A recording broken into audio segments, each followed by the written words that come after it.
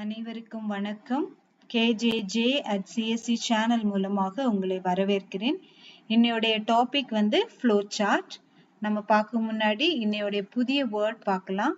Mirroring. மிரரிங்னா பிரதிபலிக்கிறது. ஒரு ஆளுடைய பேச்சு பார்த்து நம்மளும் அதே மாதிரி பேசிக்கிறது. ஒரு ஆள் பண்ணக்கூடிய ஆக்ட பார்த்துட்டு அதே மாதிரி நம்மளும் ஆக்ட் பண்றது. ஸோ நம்ம முன்னாடி நம்ம பார்க்கக்கூடியதை நம்ம அதே மாதிரி செய்யணும் அப்படின்னு நம்ம முயற்சி செஞ்சா அதோடைய பேர் தான் மிரரிங்.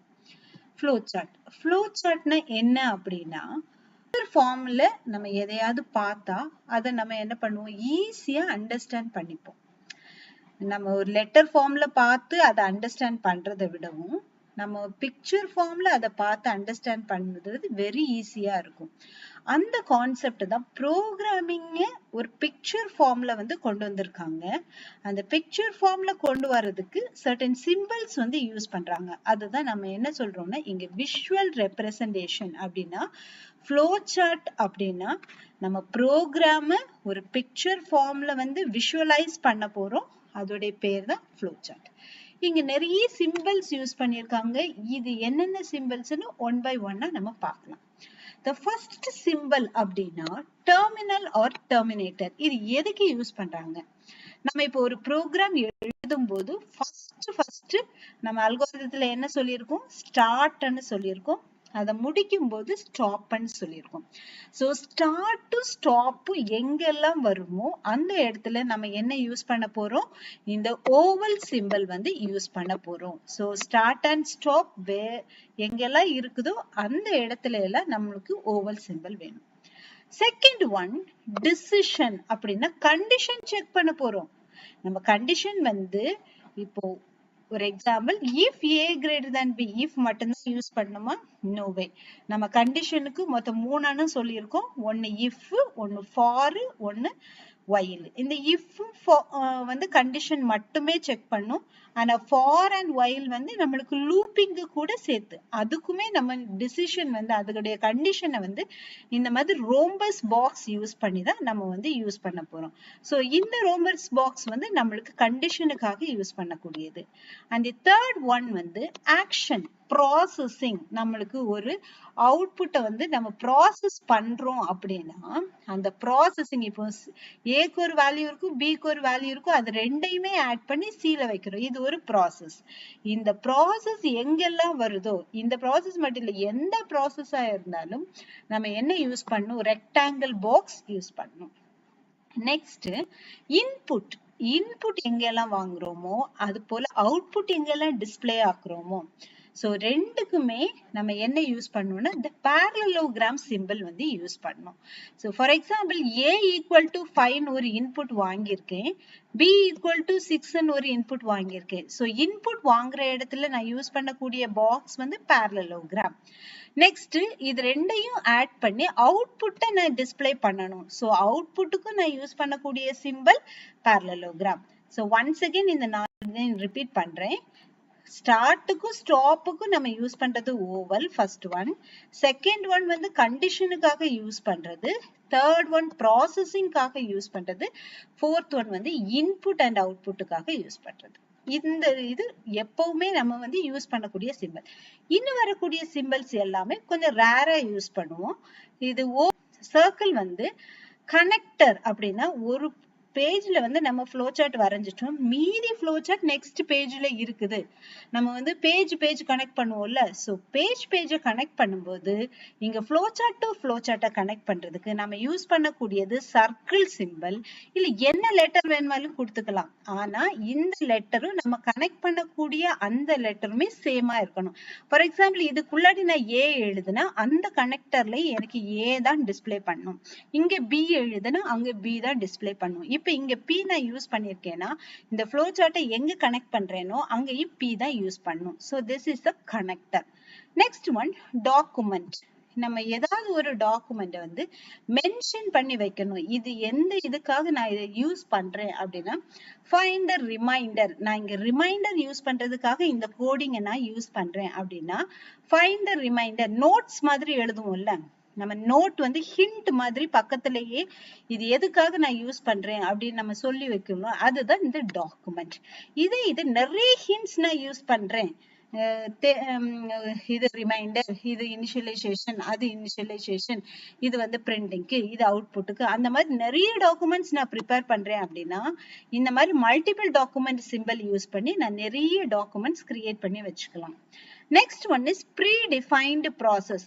ஆல்ரெடி ஒரு ப்ராசஸை நான் வேற ஒரு ப்ரோக்ராம்ல யூஸ் பண்ணியிருக்கேன், அதை இதுல கனெக்ட் பண்றேன், அந்த ஃபங்க்ஷனை இதுல நான் யூஸ் பண்ணிக்கிறேன். ப்ரீ டிஃபைன்டு ப்ராசஸ் அப்படின்னா ஆல்ரெடி ஒரு ஃபங்க்ஷன் நான் கிரியேட் பண்ணி வச்சிருக்கேன், அந்த ஃபங்க்ஷனை நான் இந்த ப்ரோக்ராம்க்கு நான் யூஸ் பண்றேன் அப்படின்னா இந்த மாதிரி ப்ரீ டிஃபைன்டு ப்ராசஸ் இந்த மாதிரி ரெக்டாங்குள்ள அந்த சைடு வந்து நம்மளுக்கு சர்க்கிள் மாதிரி இருக்கணும். ரெக்டாங்கிள் கரெக்டா இருக்கக்கூடாது, சைடு வைஸ் வந்து நம்மளுக்கு அந்த ரவுண்டிங் இருக்கணும். இது வந்து நம்மளுக்கு எதுக்கு யூஸ் பண்றோம்னா ஆல் ப்ரீ டிஃபைன்டு ப்ராசஸ்க்கு யூஸ் பண்றோம்.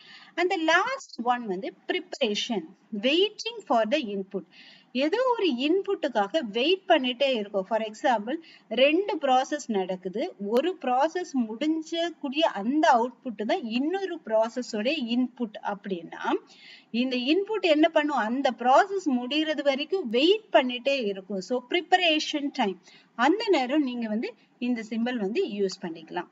Next flow lines. Flow lines உங்களுக்கு தெரியும், இந்த எல்லா சிம்பிள் நீங்க யூஸ் பண்ணியிருந்தாலும் ஒவ்வொரு சிம்பிளுக்கு இடையில நீங்க யூஸ் பண்ணக்கூடியது என்னதான் ஃப்ளோ லைன்ஸ். ஃப்ளோ லைன்ஸ் எதை டினோட் பண்ணுது, டிரான்ஸ்பரிங் ஃப்ரம் ஒரு ப்ராசஸ்ல இருந்து இன்னொரு ப்ராசஸ்க்கு இது டிரான்ஸ்பர் ஆகுது அப்படின்னு சொல்றதுதான் இந்த கண்ட்ரோல் லைன்ஸோட இது. அல்காரிதம் எப்படி எழுதணும் அப்படின்னு தெரியாதவங்களுக்கு அல்காரிதம்னு தனி ஒரு வீடியோ போட்டிருக்கோம் நம்ம சேனல்ல, அங்க போயிட்டு நீங்க அதை கிளாரிஃபை பண்ணிட்டு இங்க வந்தா உங்களுக்கு ஈஸியா இருக்கும். ஃபர்ஸ்ட் ஆடிங் 2 நம்பர்ஸ்க்கு 2 நம்பர்ஸ் நம்ம வாங்குறோம், அந்த 2 நம்பர்ஸ் ஃபர்ஸ்ட் ஸ்டெப்ல என்ன பண்றோம்னா ஸ்டார்ட் யூஸ் பண்றோம். Next first start, then the next process என்னது இன்புட். இன்புட் வாங்குறதுக்கு நம்ம என்னெல்லாம் கீவேர்ட் யூஸ் பண்ணலாம், ரீட் அண்ட் கீவேர்ட் யூஸ் பண்ணலாம், கெட் அண்ட் கீவேர்ட் யூஸ் பண்ணலாம், இன்புட் அண்ட் கீவேர்ட் யூஸ் பண்ணிக்கலாம்.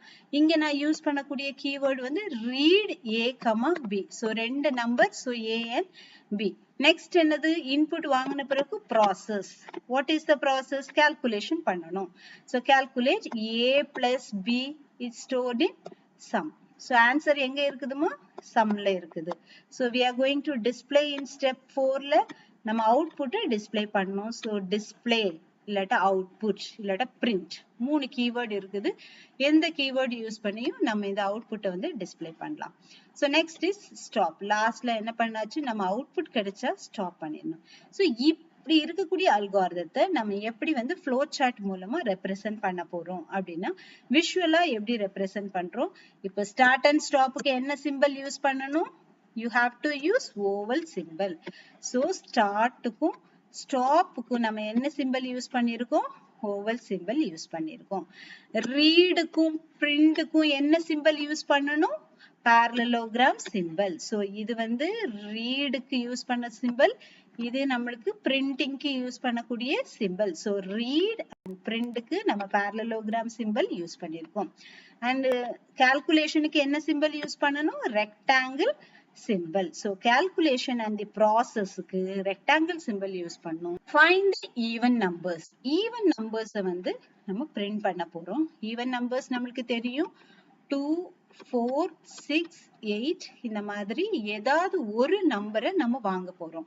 சோ ஒரு நம்பரை வாங்கிக்கிட்டு இது என்ன நம்பரா வேணுமால இருக்கலாம், 6 தான் வாங்கணும் அப்படியெல்லாம் கிடையாது. நம்ம வாங்கக்கூடிய நம்பர் இப்ப 15 அப்படின்னு வாங்கினா இது ஈவனா அப்படின்னு செக் பண்றோம். எப்படி செக் பண்ணணும், divided by 2, 7 2s are 14, remainder is 1. so remainder 1 வந்தா இது வந்து ஈவன் கிடையாது. so remainder find out பண்ணனும்னா என்ன சிம்பல் யூஸ் பண்ணனும், மாடுலோ சிம்பல் யூஸ் பண்ணனும். so coming to the program, first என்ன பண்ணனும், start யூஸ் பண்ணனும் step 1ல, step 2ல நம்ம இன்புட்டை வாங்கணும். ஸோ இங்க வந்து இன்புட் என்னது 15. ஸோ 15 வாங்குறோம். ஸோ ஒரே ஒரு நம்பரை வாங்குறோம். ஸோ இஃப் கண்டிஷன் யூஸ் பண்ணி கண்டிஷனை வந்து செக் பண்றோம். 15 மாடுலோ ஆஃப் 2. மாடுலோனா எதுக்கு யூஸ் பண்ண சொல்லியிருக்கேன்? ரிமைண்டருக்கு யூஸ் பண்ணணும். ஸோ மாடுலோ ஆஃப் 2 செக்கிங்க்கு டபுள் ஈக்குவல் டு போடணும். Single equal to is initialization, double equal to is for checking. இப்ப செக் பண்றோம். இதோடைய ரிமைண்டர் 0 0வா இல்ல அப்படின்னா என்ன பிரிண்ட் பண்ணணும்? நோ. இது 0 இல்ல, அப்ப நோ தான் பிரிண்ட் ஆகும். Print out. இங்க வந்து ஸ்டாப் பண்ணிரும். சப்போஸ் இந்த நம்பர் 16 அப்படின்னா இது வந்து ரிமைண்டர் என்ன ஆகும்? ஈக்குவல் டு 0 ஆயிரும். சோ தென் பிரிண்ட் ஈவன். அப்போ இந்த arrow இந்த flow வந்து ஒர்க் ஆகும். சோ பிரிண்ட் ஈவன் அப்படின்னு சொல்லிட்டு. சோ இங்க சிம்பிள் பார்ப்போம். ஸ்டார்ட்டுக்கும் ஸ்டாப்புக்கும் ஓவல் சிம்பிள், இன்புட்டுக்கும் பிரிண்ட்டுக்கும் parallelogram சிம்பிள், கண்டிஷனுக்கு நம்ம யூஸ் பண்ணக்கூடிய சிம்பிள் என்ன சிம்பிள்? Rhombus simple. கண்டிஷனுக்கு யூஸ் பண்ணக்கூடிய சிம்பிள் ரோம்பஸ் சிம்பிள். ரோம்பஸ் சிம்பிள்ல இருந்து எத்தனை அவுட்புட் போலாம்? எவ்வளவு வேணுமாலும் அவுட்புட் போலாம். சோ நோக்கு ஒரு ஆன்சர், எஸ்க்கு ஒரு ஆன்சர். சோ ட்ரூ ஃப்ளோ இதுல இருந்து போயிருக்குது. சோ கண்டிஷன் நம்ம செக் பண்ணும்போது யூஸ் பண்ணக்கூடிய சிம்பிள் ரோம்பஸ் சிம்பிள். நெக்ஸ்ட் இன்னொரு ப்ராப்ளம் கூட பாத்துக்கலாம். சோ உங்களுக்கு ஈஸி அண்டர்ஸ்டாண்டிங்காக இப்ப வந்து find the average of student marks அப்படின்னு நம்ம கால்குலேட் பண்றோம். இப்ப ஸ்டூடெண்ட் மார்க்ஸ் ஓட ஆவரேஜ் எப்படி கால்குலேட் பண்ணுவோம்? மார்க்ஸை வாங்கணும். சோ எத்தனை மார்க்ஸ் வாங்குறோமோ அத்தனை மார்க்ஸையும் நம்ம என்ன பண்ணுவோம்? டோட்டல் கண்டுபிடிச்சு அதை டிவைட் பண்ணுவோம். இப்ப 3 மார்க்ஸ் வாங்கியிருந்தா டிவைடட் பை 3, 6 மார்க்ஸ் வாங்கியிருந்தா டிவைடட் பை 6, 12 மார்க்ஸ் வாங்கியிருந்தா டிவைடட் பை 12. சோ எத்தனை மார்க்ஸ் வாங்கியிருக்கோமோ அதோடைய டோட்டல் கண்டுபிடிச்சு நம்பர் ஆஃப் சப்ஜெக்ட் டிவைட் பண்ணா நம்மளுக்கு ஆவரேஜ் கிடைச்சிரும். சோ இங்க வந்து ஃபர்ஸ்ட் ஸ்டெப்ல ஸ்டார்ட் மார்க்ஸ் வாங்கியிருக்கோம். இங்க 3 மார்க்ஸ் தான் வாங்கியிருக்கோம். எவ்வளவு மார்க்ஸ் வேணுமாலும் வாங்கலாம். 6 சப்ஜெக்ட்னா 6 மார்க்ஸ் நம்மளுக்கு கண்டிப்பா கிடைக்கும். சோ தேர்ட் ஸ்டெப்ல என்ன பண்றோம்? கால்குலேட் பண்றோம். மூணையும் ஆட் பண்ணி டிவைடட் பை 3ல சோ ஆட் பண்ணதை டோட்டல்ல வச்சிருக்கோம். டோட்டல என்ன பண்றோம்? 3 ஆல டிவைட் பண்றோம். சப்போஸ் 6 சப்ஜெக்ட் வாங்கியிருந்தோம் அப்படின்னா 6 டிவைடட் பை 6 போட்டு ஆவரேஜ் கண்டுபிடிப்போம். நெக்ஸ்ட் பிரிண்ட்ல என்ன பண்ணுவோம்? இந்த ஆவரேஜ்ல எவ்வளவு இருக்கோ அதுதான் என்ன பண்ண போறோம்? பிரிண்ட் பண்ண போறோம், ஸ்டாப் பண்ண போறோம். இதுக்கு எப்படி ஃப்ளோ சார்ட் வரையணும்? ஸ்டார்ட் அண்ட் ஸ்டாப்புக்கு ஓவல் சிம்பிள், ரீட் அண்ட் பிரிண்ட்க்கு parallelogram சிம்பிள், கால்குலேஷனுக்கு நம்ம யூஸ் பண்ணக்கூடியது rectangle symbol. Next rules for drawing flow chart. Flow chart வரைகிறதுக்கு நம்ம சர்டன் ரூல்ஸ் வந்து ஃபாலோ பண்ணணும். ஃப்ளோ சார்ட் வந்து எப்பவுமே கிளியரா இருக்கணும், நீட்டா இருக்கணும், ஈஸியாவும் இருக்கணும். ரொம்ப குளறுபடியா எல்லாம் எழுதக்கூடாது. The flow chart must have logical start and finish. ஒரு இதுல இருந்து இன்னொரு இதுக்கு ஒரு லாஜிக்கல் கனெக்ஷன்ஸ் கண்டிப்பா இருக்கணும். வந்தாலும் போனாலும் என்ன பண்ணக்கூடாது? எழுதக்கூடாது.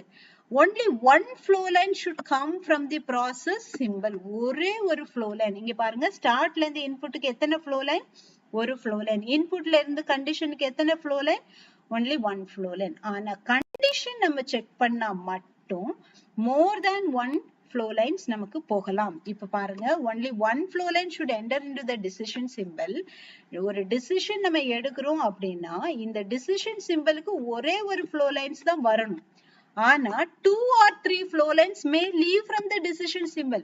இந்த சிம்பிள் மட்டும் இருந்தா இதுல இருந்து 3 4 என்ன பண்ணிடலாம்? நம்மளுக்கு அவுட்புட் வர்றதுக்கு நம்ம வந்து flow lines வரைஞ்சுக்கலாம். No problem. Only one flow line is used for the terminal symbol. Output space வரும்போது, முடிவிலே வரும்போது ஒரே ஒரு flow lines தான் ஸ்டாப் என்ன பண்ணணும்? ரீச் பண்ணணும். 2 flow lines ரீச் பண்ணக்கூடாது. ஒரே ஒரு flow lines தான் ரீச் பண்ணும். அந்த flow linesல என்ன இருக்கணும்? அவுட்புட் இருக்கணும். So within standard symbol, write briefly and precisely. இதுக்குள்ளாடியே கரெக்டாவும் ஷார்ட்டாவும் அதோடைய கண்டென்ட்டை எழுதணும். இந்த டாபிக்ல உங்களுக்குள்ள ரிடில்ஸ் என்னன்னா, மிஸ்ஸிங் ஸ்டேட்மெண்ட் இந்த ஃப்ளோ சார்ட். இந்த ஃப்ளோ சார்ட்ல என்ன மிஸ்ஸிங் ஆயிருக்குது அப்படின்னு உள்ளதை கண்டுபிடிக்கணும். உங்களுக்குள்ள அல்காரிதம் மேல கொடுத்திருக்குது. எது இன்புட், என்ன சிம்பிள் வரும், பிரிண்ட்க்கு என்ன சிம்பிள் வரும், ஸ்டார்ட்டுக்கு என்ன சிம்பிள் வரும், ஸ்டாப்புக்கு என்ன சிம்பிள் வரும்னு ஆல்ரெடி சொல்லி தந்திருக்கேன். ஸோ அதை ஞாபகம் வச்சு இங்க 2 எக்ஸசைஸ் தந்திருக்கேன். இது ஒரு எக்ஸசைஸ் பிரிண்ட் த பர்சனல் டீடைல்ஸ். செகண்ட் எக்ஸசைஸ் வந்து உங்களுக்கு பிரிண்டிங் நேச்சுரல் நம்பர்ஸ். இந்த நேச்சுரல் நம்பர்ஸ்ல நம்ம ஆல்ரெடி அல்காரிதத்துல இதோடைய லாஜிக் எல்லாமே பார்த்திருக்கோம். ஸோ புரியாதவங்க அல்காரிதத்துல போயிட்டு லாஜிக் கத்துக்கிட்டு இங்க வந்து இந்த சிம்பல்ல என்ன வரும் அப்படின்னு உள்ளதை கண்டுபிடிங்க. Improve your knowledge day by day, நிறைய கத்துக்கோங்க. Thank you for your support. இந்த வீடியோ உங்களுக்கு பிடிச்சிருந்தா உங்க ஃப்ரெண்ட்ஸுக்கு ஷேர் பண்ணிக்கோங்க.